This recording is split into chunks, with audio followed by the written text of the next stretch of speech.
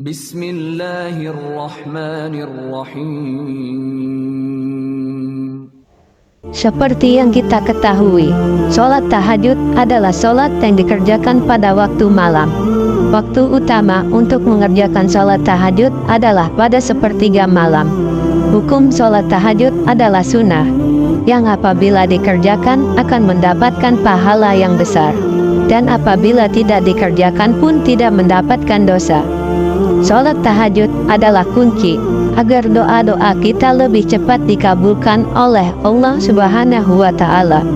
Sholat tahajud juga memiliki keutamaan dan keistimewaan yang besar bagi umat Muslim yang menjalankan. Di antaranya adalah diberikan rezeki yang melimpah, doa cepat diijabah, ketentraman dalam hidup, dan lain sebagainya. Namun ada beberapa hal yang harus kita hindari ketika mengerjakan sholat tahajud, yakni merasa bangga terhadap diri sendiri atau bersikap ria kepada orang lain, dan tidak memperdulikan keadaan sekitar kita, baik itu tetangga ataupun saudara kita. Apabila itu yang terjadi, maka itulah orang yang ahli ibadah, tapi merugi di hadapan Allah Subhanahu wa Ta'ala. Ada satu kisah menarik yang mungkin bisa menjadi pembelajaran bagi kita semua. Pada masa Rasulullah, ada seorang ahli ibadah tahajud yang bernama Abu bin Hasin. Sudah bertahun-tahun Abu bin Hasin tak pernah absen dalam melakukan sholat tahajud. Pada suatu malam, di saat hendak mengambil air wudhu untuk sholat tahajud, ia dikagetkan dengan sesosok makhluk yang duduk di dekat sumur. Lalu Abu bin Hasin bertanya, "Wahai hamba Allah, siapakah engkau?" Sambil tersenyum, sosok itu berkata, "Aku adalah malaikat utusan Allah." Mendengar itu, Abu bin Hasin pun kaget, sekaligus bangga. Kemudian Abu bin Hasin bertanya, "Apa yang sedang kau lakukan di sini?" Malaikat itu menjawab, "Aku diutus untuk mencari hamba pecinta Allah." Malaikat itu memegang kitab yang tebal. Lalu Abu bin Hasim pun bertanya, "Wahai malaikat, buku apakah yang kau bawa itu?" Malaikat pun menjawab, "Ini adalah buku kumpulan nama-nama hamba pecinta Allah." Mendengar jawaban dari malaikat, Abu bin Hasim berharap di dalam hati bahwa di dalam buku itu ada namanya.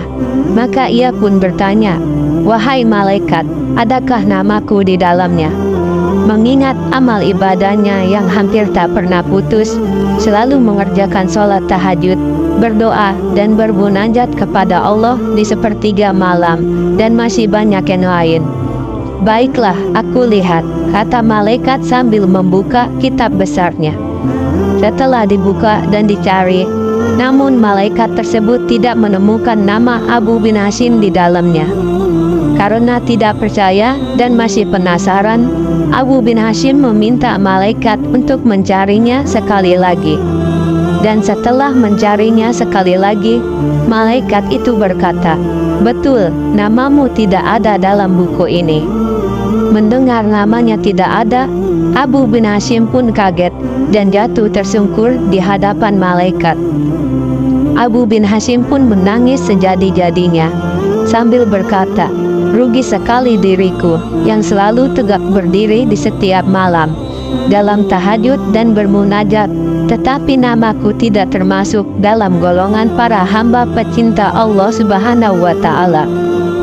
Melihat hal tersebut, malaikat itu pun berkata, "Wahai Abu Hasim, bukan aku tak tahu engkau bangun setiap malam ketika yang lain sedang tidur. Bukan aku tidak tahu engkau mengambil wudhu dan kedinginan pada saat orang lain terlelap dalam buayan malam. Tapi ketahuilah, tanganku dilarang oleh Allah Subhanahu wa Ta'ala menulis namamu." Karena kaget dengan jawaban malaikat tersebut, Abu bin Hasim pun berkata, "Apakah gerangan yang menjadi penyebabnya?" Malaikat itu pun menjawab, "Engkau memang bermunajat kepada Allah, tapi engkau pamerkan dengan rasa bangga kepada orang lain, dan hanya memikirkan dirimu sendiri. Sedang di kanan dan kirimu ada orang sakit dan kelaparan, tapi engkau tidak memperdulikannya. Bagaimana mungkin engkau dapat menjadi hamba pecinta Allah, sementara engkau tidak pernah mencintai hamba-hamba ciptaan Allah? Mendengar jawaban tersebut, hati Abu bin Hasim pun seperti disambar petir. Dia tersadar bahwa ibadah yang dilakukannya selama ini tak bernilai di hadapan Allah Subhanahu wa Ta'ala. Semenjak kejadian itu, di dalam sholatnya, Abu bin Hasim selalu meminta ampun kepada Allah Subhanahu wa Ta'ala. Manusia diciptakan memang untuk menyembah dan beribadah kepada Allah Subhanahu wa Ta'ala. Akan tetapi, kita juga tidak boleh mengabaikan hubungan antar sesama, baik itu menjaga silaturahmi, menolong, atau membantu sesama, dan lain sebagainya. Allahu a'lam bishawab.